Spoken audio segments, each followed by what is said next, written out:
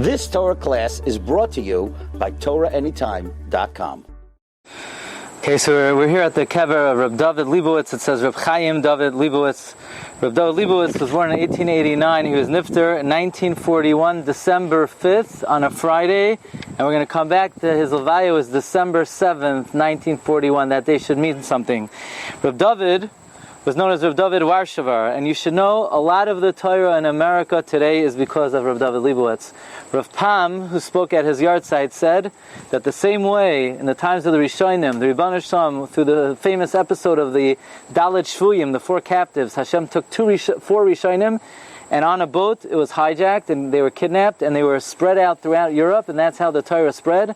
So too throughout history the Ribbon Shalom plants individuals to spread Torah. Rav Pam says Rav Dovid Leibowitz was one of these individuals.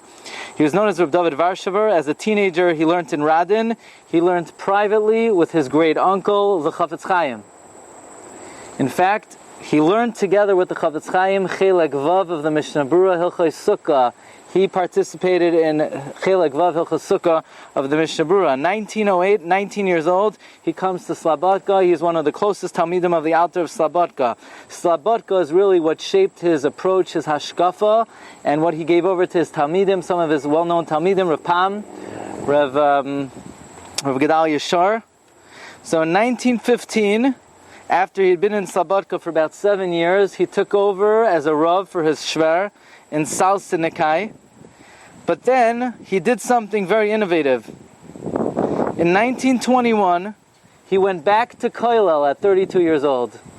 And he felt that he was destined to bring Torah to America, and he needed to fortify himself and strengthen himself. He went back to Koilel in 1921 for 5 years. 1926, he's, by the way, the founding member of the Slobodka Koilel. 1926, he comes to America to collect for the Slobodka Koilel, and he's offered by Rav Shaga Feivel Mendelovich to become the first Rosh Yeshiva of Yeshivat Har Vodas.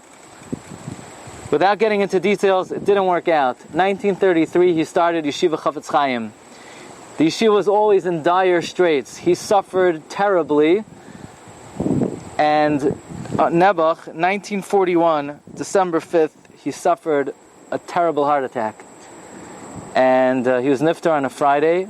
The Levaya waited till Sunday.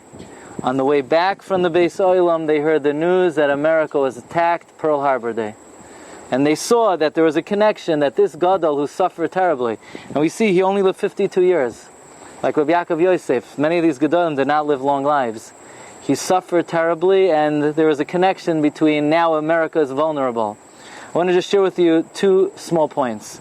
Number 1, Rav Dovid Leibowitz would point out, there's a concept, Derech Eretz Kadma L'Torah. Before you start to learn, before you open up a Gemara, the first thing is you need to have respect. Respect for your parents, respect for your Rabbeim, respect for a Beis HaKnesses. That comes before. If you don't have Derech Eretz, don't even start.